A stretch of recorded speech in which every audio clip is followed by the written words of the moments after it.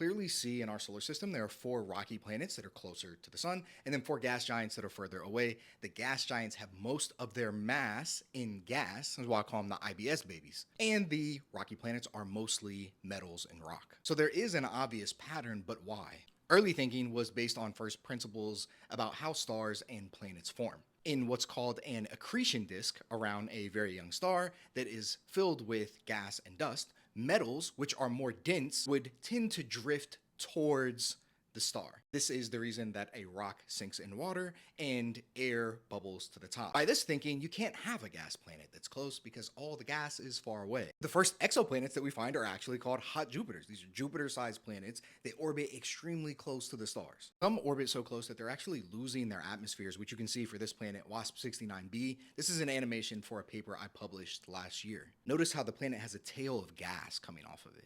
Just because something is true in our solar system doesn't mean it applies everywhere. By assuming that the structure of our solar system was a universal rule, we couldn't even predict the existence of planets like hot Jupiters, which are abundant. The lesson here is that your intuition about this question is right. It works for the solar system. But truly understanding the universe, or for that matter, anything, means going beyond the first impression.